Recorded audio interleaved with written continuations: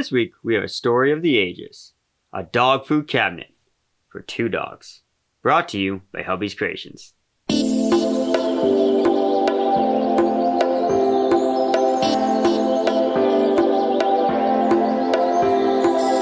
had a couple contact me and they wanted a special cabinet for their 2 dogs. I started by breaking down the plywood with a circular saw and a table saw. I wanted to start with the buckets because I knew that would be the pivotal point of the entire cabinet, and I wanted them to fit just like a glove.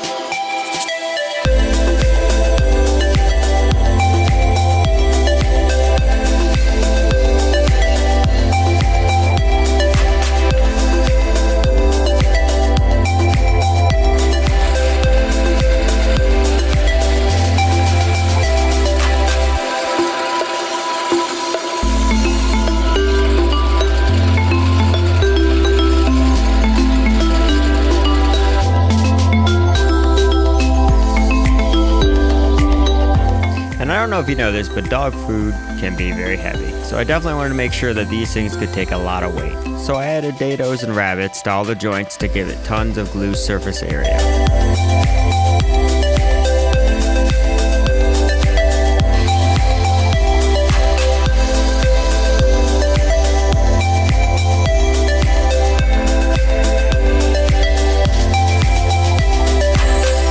That even though I cut it with a straight edge, it can be off by a little bit. On these critical pieces, what I do is I end up cutting it a 1/2 inch too big, and then using the factory edge along with the table saw and the fence to get everything squared up and perfect. I find that when you're building things from specific items, it's best to go off of those items to get the correct fit.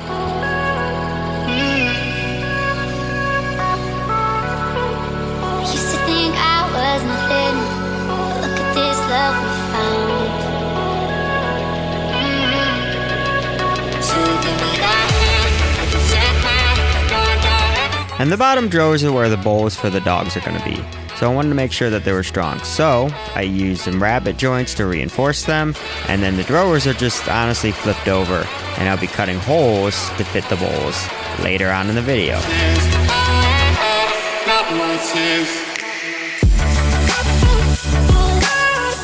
As you can tell, the critical items were built. And now it was time to build the carcass.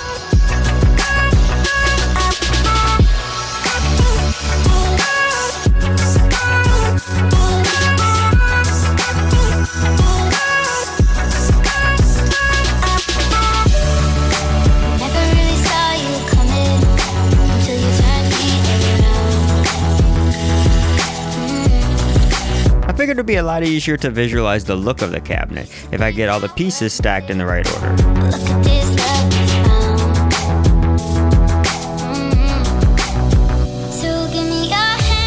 And the shelves were dadoed in to give the carcass a lot of strength. And I used the fence to make sure that on each side, those dados were in the exact position.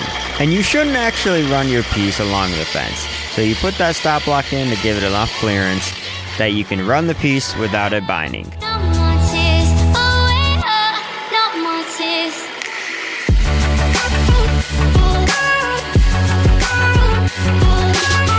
To make these glue ups a lot less stressful, I find that dry fitting everything is the way to go. When I first started building, I always thought it was a waste of time.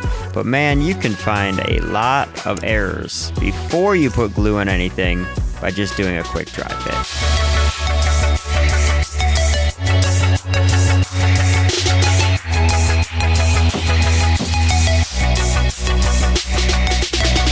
And I cut the bottoms oversized because I knew after the glue up I'd come back and I would flush trim them to make them perfect.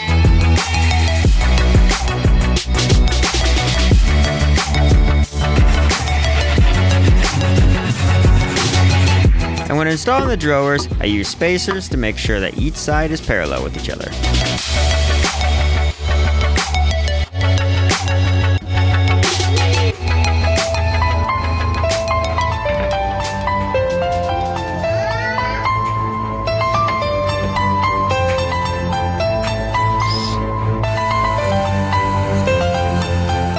Next up on the agenda, I had to make the faces for the drawers and the pullouts.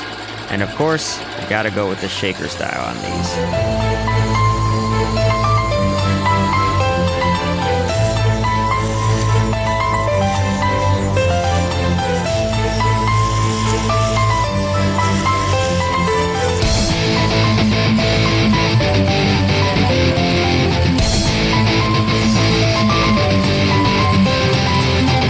And using the cabinet itself to give me the overall width of each of these fronts.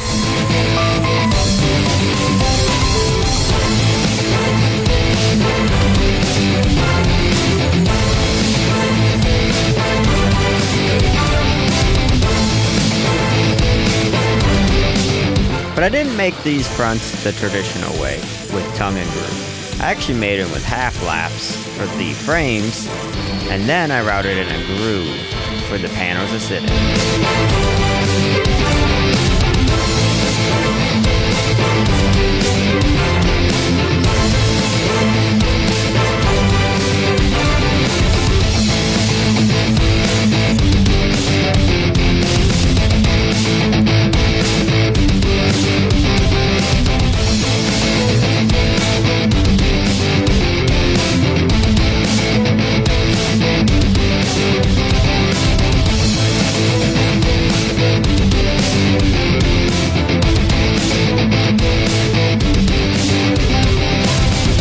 And for the doors, I actually made them slightly oversized, so that way I could get the reveal on each of them perfect.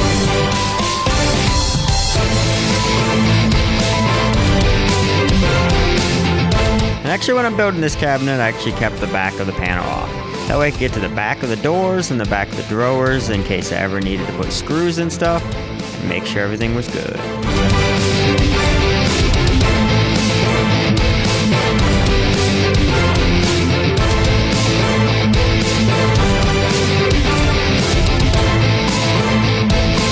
As for the top, there's nothing special, just a piece of plywood and some edge banding around it. And to make sure the bowls fit flush to the top of the drawer, I use this edge router and a circle jig to make them perfect.